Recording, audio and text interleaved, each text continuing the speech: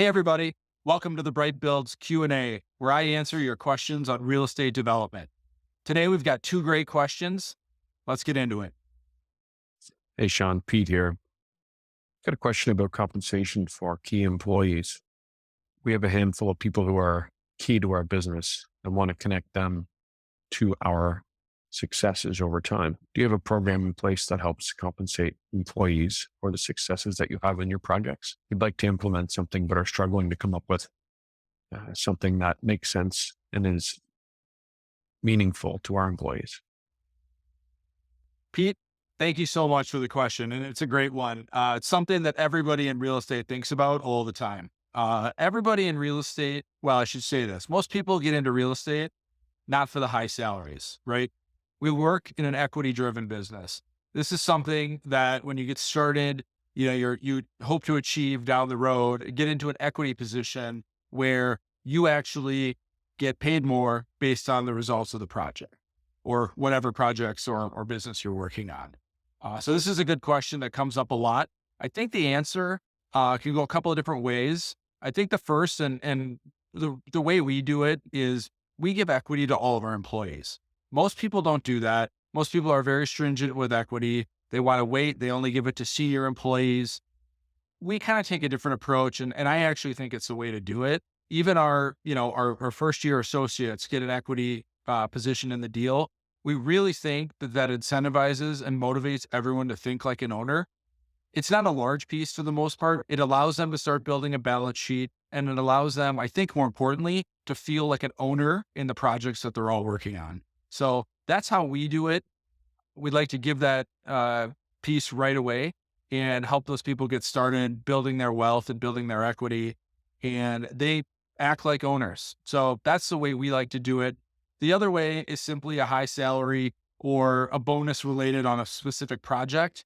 The thing I don't like about the project specific bonus, especially if you're in a ground up development company, is, as you know, those projects can take 2, 3, 4, 5 years, sometimes even more from beginning to end.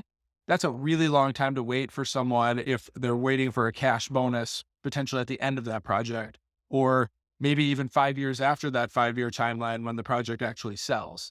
So that's another way to do it that I've seen. But as I said, we like to give equity up front, small amounts to employees to keep them incentivized and keep them aligned with us and what we're trying to do. So great question, Pete, and thanks very much for setting it in.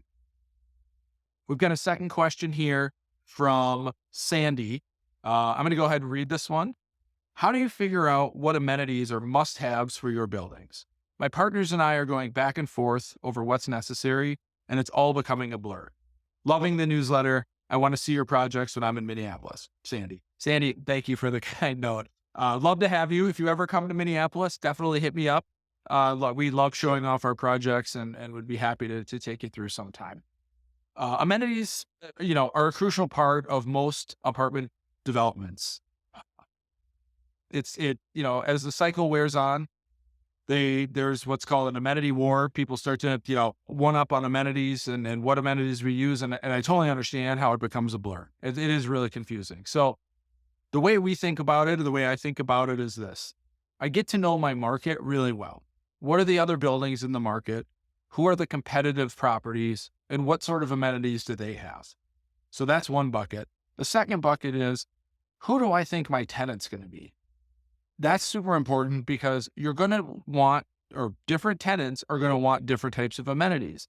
If, like me, you target roughly 22 to 30-year-olds who are at their first or second apartment, they're going to want a big fitness center, outdoor space, barrel saunas, cool grills, places to hang out with their friends, maybe a co-working space.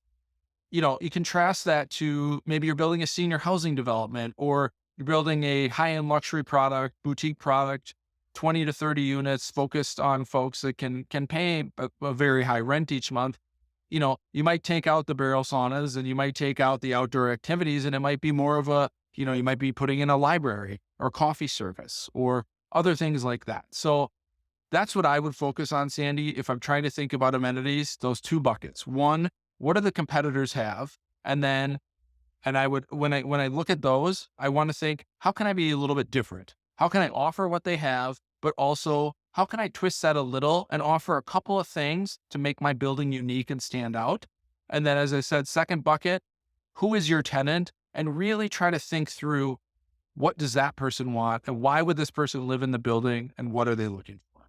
That's how we think about amenities. So thanks everybody for the questions. We really appreciate it. Thank you.